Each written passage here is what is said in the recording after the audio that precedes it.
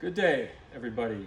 It's Mike Kirkman here at Dragon Boat DIY, and today, just kind of let you know what we're doing. It's a Saturday, but we thought we'd come in and we've just got a lot of boats to trim to finish in the next 3 months.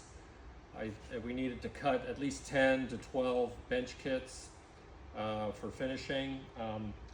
You know, as I've mentioned before, I think you know you can pan over here a little bit, and we pull these boats from the fiberglass shop down the road, and then we have to do all the trimming here. Basically, that means we put the benches in, we put all the hatch covers, the drain plugs, we fit the ends for the spades.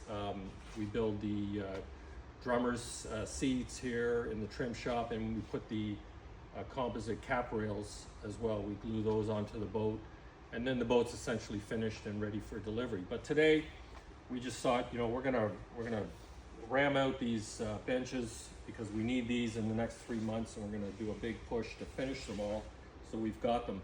But we also sell these kits, so if you need a kit, for example, let me see, this is a kit that we're just getting ready to ship out to North Carolina, and it's a finished kit that's going to fit right into somebody's boat where he's had some benches. You know, they look horrible, they're delaminating, but here's a brand new kit we can ship out in a box. So but you can make these, right? That's the whole purpose of this channel, is to show you how to make parts for your dragon boat yourselves. So one of the things I'm going to talk about first is the material we use. In the past, marine plywood has been kind of our go-to. Marine plywood is it's a tropical, they call it a tropical hardwood. There's Meranti, there's Okume. They all have these certifications that the glue is waterproof. They have a boil-proof certification, meaning you can take a piece of plywood, boil it for 24 hours, it won't come apart. So that's the kind of wood we need to use. But lately, in fact, for this entire season, we've switched over to a wood called Baltic birch. And the primary reason is, first of all, it's less expensive, but it is a much stiffer, stronger wood. And the reason for that is just the inherent properties of birch are a stronger wood than the tropical hardwoods that we've been using in the past, the plywood we've been using in the past. The second reason is it has more laminates. So the laminates are a little bit thinner, but there's more of them.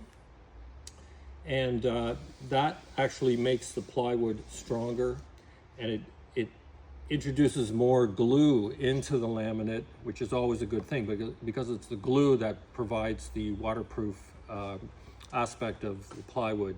The other reason we use it is that, I don't know if you can see, but the top and bottom laminate is the same thickness as all the laminates that are the intermediate laminates.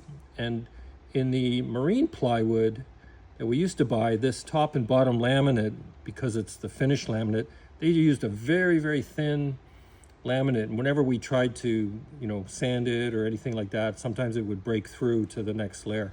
But the Baltic birch has a nice thick top and bottom laminate. We like that about this as well.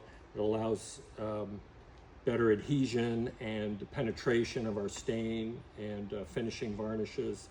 So we really love this Baltic birch. So that would be the plywood I'd recommend. Again, you can't get this at your local, you know, Home Depot or Lowe's or anything like that. You gotta, well, you can source it here, I guess is what I'm saying. If you, and trust me, we would ship you just these planks. If you want to do the finishing yourself, that'd be cheaper than purchasing the full kit fully finished. So we'll send you 10 of these boards and you can have at it, right? So but anyway, I wanted to talk about, this is all I've got left to cut, so I'm going to cut a couple of pieces for you just to show you.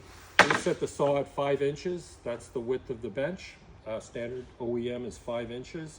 But I wanted to talk a little bit about the dust. Now you're going to create some noise, so you want to wear hearing protection, but dust is an issue too. And we use a dust collection system. It's pretty simple. We just plug in a DeWalt shop vac, and it just, you know, attaches here. and that sucks all the dust out. But the point I'm trying to make here with you guys, just a little tip, is you want the dust to be pulled by the saw out into the well, the blade well, which is underneath this panel. And if you have your saw height so that these grooves here between the blade, between the teeth are above the blade, you're going to get a lot of dust that's coming up out of the saw. It's going to come up. But if you lower your saw blade, so it's just maybe between 1/8 and 1/4 inch above the surface of the wood that you're cutting, the blade is going to take the sawdust in these little voids here, and it's going to draw it down into the well. And then the dust collection system, the shop vac, whatever, will pull that dust out of the well. And you're not going to get any dust blowing up in the air. It's very important because, you know, people think, well, wood dust, you know, how toxic is that? Well, it's not just the wood dust.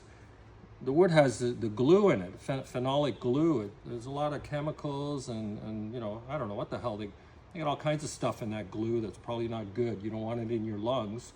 So you can wear a dust mask, but a good dust collection system will prevent, you know, that dust from becoming airborne, including the dust that's generated by slicing through the glue itself as well. So anyway, that's my tip for the day. I'm going to cut 2 more benches out of this piece here.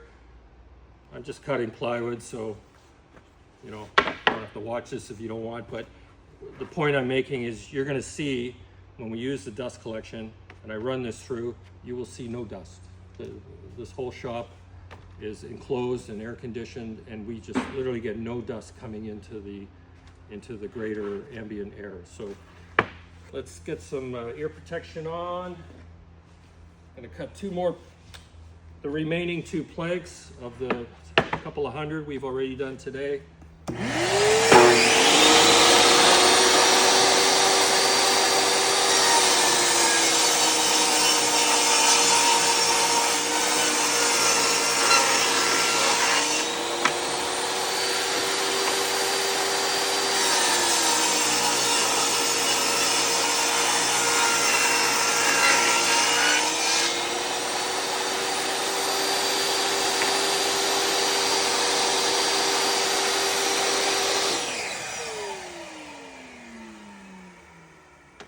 Okay, that's it. So from here, these obviously go to the milling process. We are going to cut, for example, a board like this. We would cut it into something that's going to end up looking like this. We also put a little 1 there. We use a wood burner, put a little 1 because we always want to identify where these benches go in the boat. Obviously, we cut the right angle to fit.